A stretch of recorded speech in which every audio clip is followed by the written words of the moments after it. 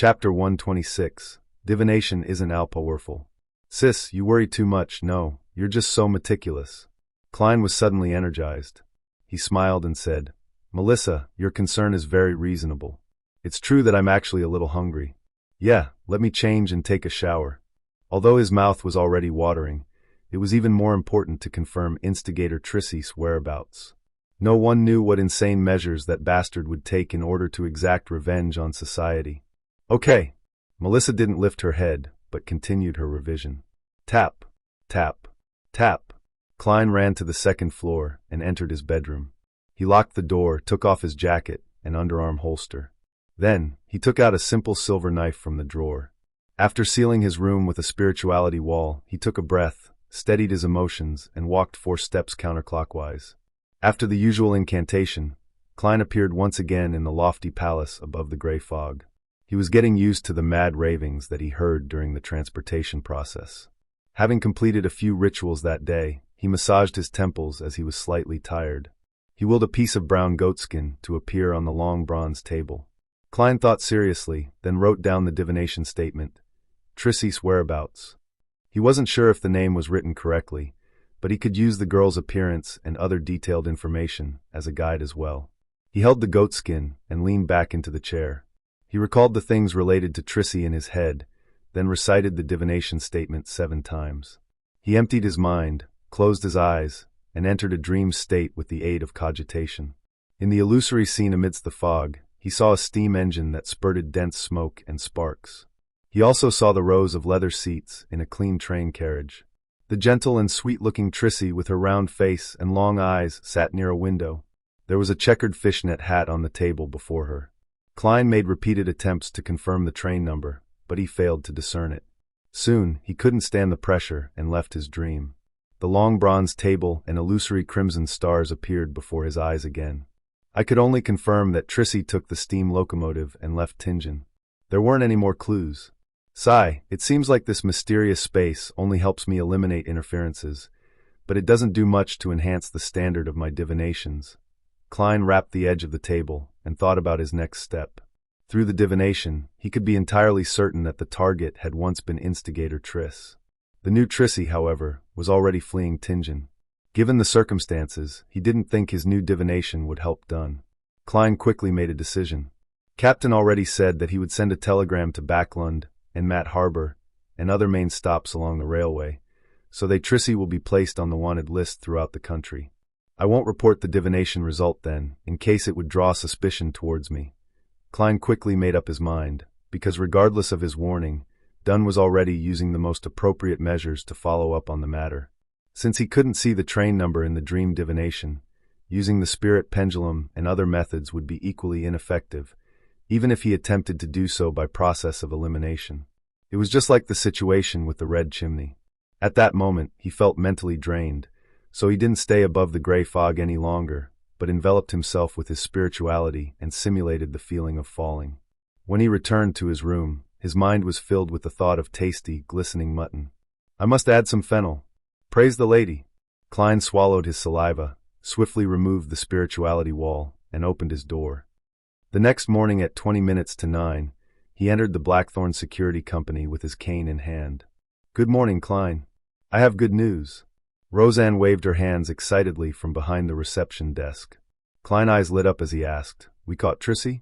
Trissy? Who is she? The green-dressed Roseanne looked lost. You probably don't know her. What's the good news?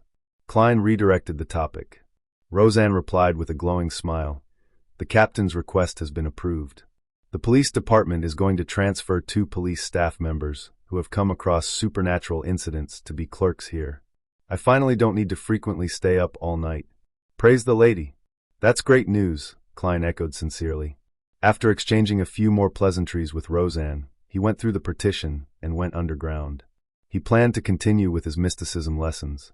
When he passed the captain's office and the Nighthawk's recreation room, he popped his head in and looked around. He saw that Dunn, Leonard, and the rest were still there. It meant that the search and elimination investigation the night before had failed to return anything worthwhile. The rest would be handed over to the police department so that they could take care of the tedious follow-up tasks. At first, Klein wanted to chat with the captain to get an update on the situation. But he saw that captain was busy typing telegrams, so he decided not to disturb him. He could ask the captain again at lunch. He went underground by following the stairs and saw the 2 classic gas lamps in their metal racks. He saw the ever-quiet corridor, which was lit up by the light behind the glass. He breathed in the cold but refreshing breeze, took a few steps, and suddenly stopped. He suddenly looked towards the gas lamp, and his eyebrows gradually creased. He had made a crucial mistake. A mistake that could only be made by someone with knowledge from Earth.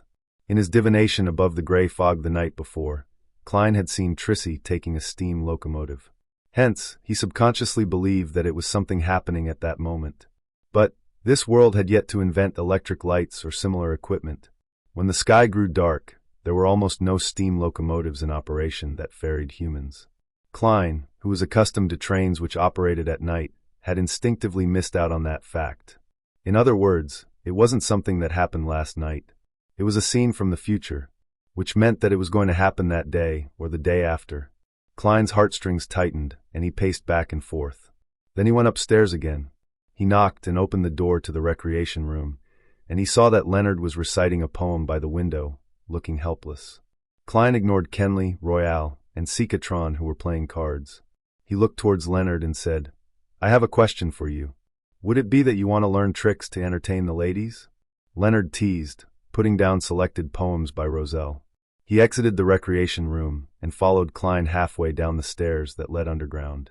He then looked into Klein's eyes and said with a chuckle, "It seems like you did a successful divination last night." Klein didn't explain further but said straightforwardly, "I divined that Trissy will leave on a steam locomotive." After their conversation at the workhouse in the West Borough, he didn't mind appearing slightly special before Leonard. Steam locomotive. The earliest train is at 7 in the morning. Leonard took out his pocket watch from his shirt and flipped it open to take a glance. "No time to waste. I'll tell the captain that I received a reliable tip." He quickly went upstairs and left the Blackthorn Security Company. After waited downstairs for a few minutes, he returned and went into Dunn Smith's office. Klein heaved a sigh of relief and watched the captain send a telegram after gathering the other Nighthawks who were playing cards. They soon left out the door. Recalling what happened earlier, he felt conflicted. It was a different lesson than the one he received from the death of the suited clown. He had committed a mistake with similar characteristics which made him seem to understand this lesson more, leaving a deeper impression on him. Turning past the armory and entering the duty room, he took off his top hat and coat, then hung them onto the clothes rack naturally. Old Neil had just finished making himself some hand-ground coffee. He happily took a sip and asked, "Would you like one?" "All right." Klein sat down, as carefree as if he had returned home. Old Neil glanced at him and frowned, quipping, "Still 3 cubes of sugar with a spoon of milk? You're such a sweet tooth. This is harmful to your teeth and your body." No, I only like it sweet when I'm drinking coffee. When I have grilled steak or roasted meat, I prefer rose salt, black pepper, fennel, and other condiments." Klein always believed that he was a fan of all flavors. Old Neil finished the coffee quickly. He pushed it over and said, "Do you want to take a break or start straight away? Let me settle down for a few minutes."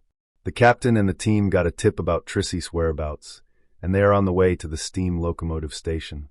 "I wonder what the outcome will be," Klein sighed. Old Neil clicked his tongue and said, "Is the tip detailed enough? Are they sure which train it is?" "No, it's not confirmed," Klein said, pursing his lips. Old Neil suddenly laughed. "Under such circumstances, the possibility of failure is much higher than success. Trissy should be a Sequence 7 Beyonder, and a Beyonder at that level won't be captured so easily. Don't rely on divination. Divination isn't all-powerful. You'll only obtain symbolic signs which are very easy to interpret them wrongly or ignore something." Klein recalled the mistake that he made this time and felt melancholic. He nodded sincerely. "Yeah, divination isn't all-powerful." After he said that, he sighed. His mind, body, and soul suddenly entered a magical state. He leaned backwards slightly, intending to let out a breath. Just then, he suddenly heard an illusory shattering noise in his ear. He felt something dissolving inside him, blending together with his spirit. Klein half closed his eyes and experienced the unique and indescribable feeling in silence. Klein didn't need anyone to tell him that it was a result of the complete digestion of the seer potion. The first town that the Tussock River passed by after it flowed through Tingen City was called Weenia. It was also the first stop from Tingen to Backlund for the steam locomotive. On the platform, Trissy changed into a long beige dress and put on a woman's circular hat. Fine fishnet gauze hung down from the edge of her hat, covering half her face. Her appearance became blurry and indiscernible. She had already sent a telegram to her partner in Tingen to remind the other person to be careful. She told them that she had used money she burgled to buy a steam locomotive ticket to Backlund. The reason Trissy didn't get on the train from Tingen, but went downstream to Wienia, was because she still had her instinct and rich experience as an assassin. Woo! A train let out a long and sharp whistle as the long metal behemoth chugged to a stop next to the platform while spurting smoke and sparks. Trissy didn't carry any luggage and entered the first cabin. At the same time, she decided to get off the train after 3 stations and enter Backlund through other methods. In the basement of St. Selena Cathedral, Klein closed his eyes and leaned backwards in his seat. He took in the complete digestion of the potion, and he faintly saw one illusory star after another. Those stars seemed to share a baffling connection with him, and they seemed to want to lump together and fuse as one. After the indescribable feeling of hunger and thirst receded, Klein returned to normal and stopped having any additional experiences. But my mind feels a lot more relaxed and pure. He opened his eyes and thought. At that moment, he knew that he had become a real, complete seer.